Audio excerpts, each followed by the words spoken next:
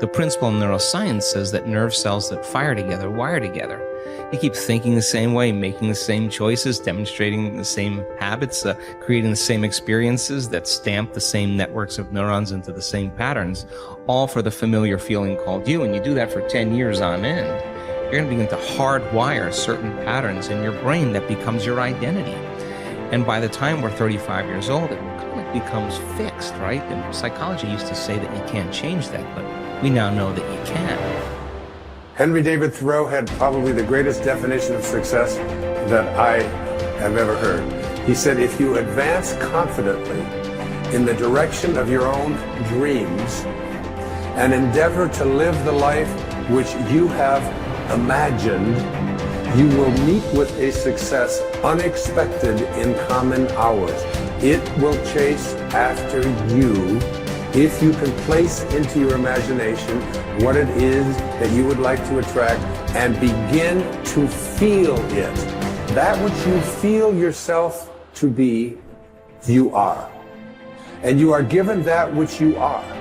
So assume the feeling that would be yours were you already in possession of your wish. And your wish must be realized.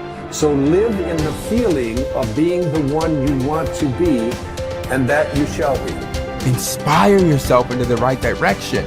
Look, find things to latch onto, hook on to things that inspire you, fill your eyes and your soul with them, and know that this is your power.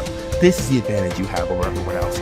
You fill yourself up with things that inspire you and fuel you day after day after day.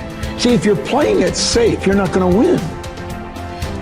If you're playing it safe, like that old saying, you were taught when you were a little girl, better to be safe than sorry. Well, that's a bunch of crap.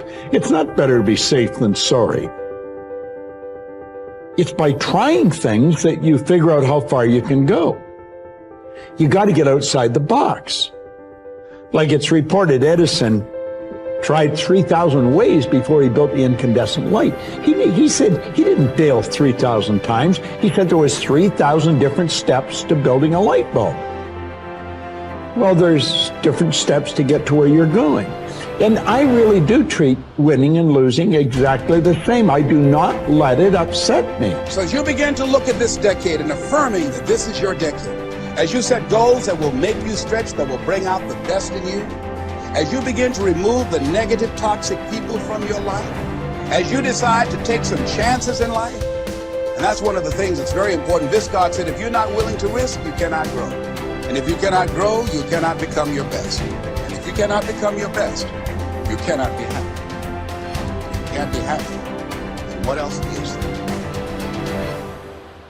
This is time for a little truth here. Maybe you need to become much wiser than you are at the moment. You need to become stronger. You need to have better health. Maybe you need a little coaching to really become the person I want to become. I'm going to have some coaching, physical coaching, spiritual coaching, developing skills coaching. To be the influence you want to be, you got to build an incredible reputation. What kind of person must I be to attract all that I want in life and the people that I want and the opportunities that I want? You knock on the door and opportunity opens. You must stand there as a very attractive person, or you may not be invited. One of the most mysterious and unique phrases that Jesus ever used. Here's what he said. I stand at the door, and if you opened the door, would you probably invite him in? This extraordinary person. You say, wow, yeah. And he said, if you invite me, I'll come in, sit down, talk things over. For you to be that kind of attractive person, that if you knocked on the door of opportunity and it opened and you stood there, would you be the kind of person that opportunity would say, come right in and sit down and let's talk about the future? What kind of person? One of the major reasons why goal setting doesn't work for some people is that they become bogged down in the how. This is especially true if the goal is a stretch. They want something quite different from their current experiences. However, is that we don't need to worry about the how. We just need to concern ourselves with but if you do get entangled in the detail of how your desires might come about, you immediately close down those millions of channels through which they can reach you. The how is not important. What is important is that you plant the seed of desire. Nourish it with clear visualization of the ripened fruit. Water it with sincere faith. But leave the means to universal mind. Open up your mind. Clear out the channels of thought. Keep yourself in a state of receptivity. Gain a mental attitude in which you are constantly expecting good. It is these positive expectations that are so critical to success. When looking at the tiniest building blocks of life, scientists were astounded to discover that the particles behave differently depending on what the scientists observing them expected. It's the same in your life. We will rise or fall to meet our expectations, or those others afterwards. No doubt you will have heard of the self-fulfilling prophecy.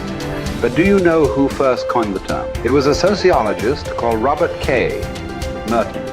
In his book, Social Theory and Social Structure, he states, the self-fulfilling prophecy is, in the beginning, a false definite of the situation, evoking a new behavior which makes the original false conception come true.